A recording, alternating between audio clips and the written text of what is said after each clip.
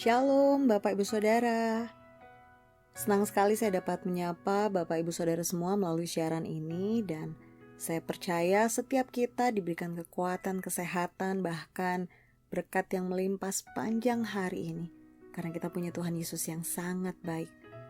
Karena itu bagi Bapak Ibu Saudara yang sedang mendengarkan siaran ini, ada baiknya sebelum kita melakukan segala aktivitas, saya mengajak untuk kita semua mempersiapkan hati dan telinga untuk lebih lagi mendengarkan firman Tuhan.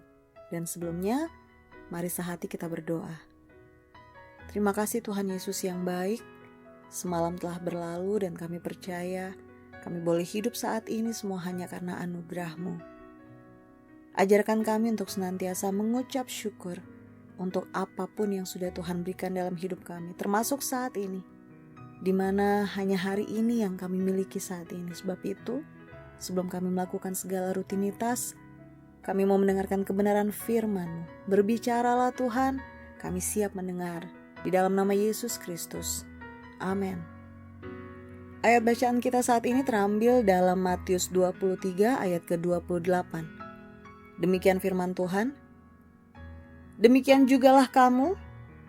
Di sebelah luar kamu tampaknya benar di mata orang, tetapi di sebelah dalam kamu penuh kemunafikan dan kedurjanaan. Bapak Ibu Saudara, pernahkah mendengar istilah Kristen KTP? Ada beberapa teman yang pernah berkata demikian ketika ditanya mereka berjemaat di mana. Ah, itu KTP aja kok.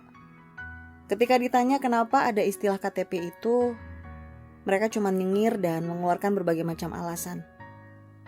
Sadar atau tidak, ada banyak juga orang yang bukan sekedar Kristen KTP.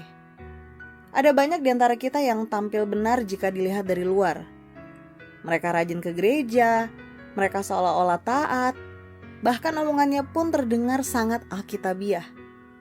Mereka berusaha membuat kesan manis di mata orang dan pintar menyembunyikan dosa-dosa mereka. Orang kan menyangka bahwa mereka ini adalah orang yang takut akan Tuhan. Tapi di balik itu semua, mereka hanyalah aktor-aktor spiritual yang sebenarnya tidak pernah mengakui dosa-dosa mereka. Malah masih berbuat dosa terus-menerus dengan sengaja. Kekristenan bagi mereka hanyalah sebagai simbol yang bisa memberikan sebentuk keuntungan duniawi. Katakan misalnya, supaya tidak dimarahi oleh orang tua, supaya dianggap calon menantu yang baik, cara untuk mengambil hati pacar, supaya terlihat alim di mata teman-teman dan lingkungan, dan alasan-alasan lainnya. Ya, di luar mereka tampak alim dan benar, tapi di dalam mereka menyimpan banyak kebusukan. Kita bisa menipu orang, tapi kita tidak pernah bisa menipu Yesus. Tuhan menguji hati dan tidak peduli dengan penampilan luar kita. Ketika dalam Yesus ada begitu banyak berkat, ada sukacita. Ketika Yesus dapat menjadi sahabat setia yang memastikan kita tidak pernah berjalan sendirian. Dan terutama ketika di dalam Yesus ada keselamatan dan kemenangan.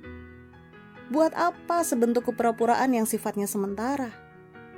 Oleh karena itu, mari kita izinkan Tuhan untuk memeriksa hati kita.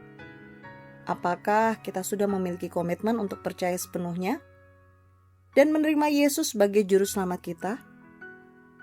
Berhentilah menjadi Kristen KTP yang tidak memberikan manfaat apa-apa.